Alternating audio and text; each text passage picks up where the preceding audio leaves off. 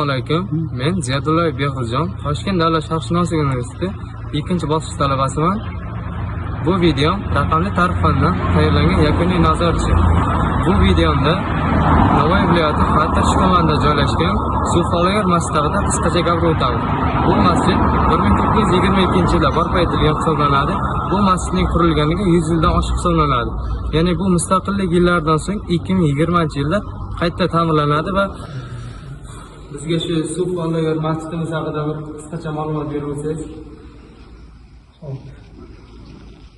Sufolayor rahmatullohi alayhi yaqulsun bejizimiz birinchidan u zot vaqti zamonasida shu Xatirchi bilan Katta Qo'rg'on o'zini yillar menganadigan joy bo'lgan tepalik o'sha yerda Temurxon To'ronni o'g'illari tarixda lekin boshqa nomlar keladi. Saidzoda, keyin Buxoroda To'ra bo'lib ishlaganlar, undan keyin Maslak muttaqin Sabotul olim kitoblar yozgan muallifida. Shu kitoblar vaqti zamonaviy madrasalarda o'qitilgan. Darslik sifatida. O'rta Osiyoda o'zi yer yuzi bo'yicha Arabistonda o'qitilgan. Bu masjidimiz haqida qachon qurilgan shohida? 1922-yilda qurilgan bo'lsa, keyin qayta qurilishi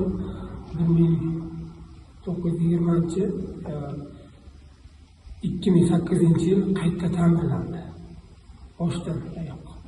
Yerlari eski ustunlar o'tishlarida zamonaviy qilib qayta ta'mirlandi. Undan keyin madaniy merosni yana davlat tomonidan belgilab ketdi. Kelajakda shu madaniy merosi bo'lib qoladi. Tashqari toshga yozib ketganlar. Endi yana bilish kerak, Sufolayor rahmatullohi alayhi hozirda bu kitoblarni o'qilyapti. Bolalarga qanday o'sha kishilarni o'qitdi, ma'nosini chaqsa. Shu Sufolayor rahmatullohi alayhni sufi deganimiz bejiz emas, tariqat peshvosi bo'lgan. Oshxonada qabrlari, ziyoratgoh, yo'lgirlari, qadamjolari, Sabotul olim kitobini ayniqsa hozirgi davrda madrasalarda ham hozir o'qitilyapti. Shu davlatimiz, podshomiz baraka topsin, qayta bolalar tarixini tikladi, nomlarini tikladi. Xalqimiz yana o'sha eski ota-bobolarni eski deyish kerak emas, asli tariqai Naqshbandiya yo'lida shuni deganimiz bilan chet musulmon orollarida katta bir shaharlar shu tariqatda. O'zimizni farzandlar tariqatni beshiga bo'lsa ham shu narsani bilmaydi. Shu tariqat bilmaydi, shariat bilmaydi.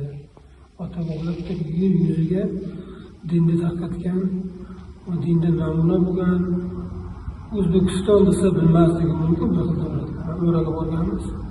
Imom Buxoriy desak, birdan yuzlab o'zgaradi. Ishtardi, ota-bola shunday. Sizlarga ham nasihatimiz shu, ota-bola yo'lida mahkam turib, o'sha zotlardek ilmlarni yaratsin. Bilmaganlar Alloh bildirsin.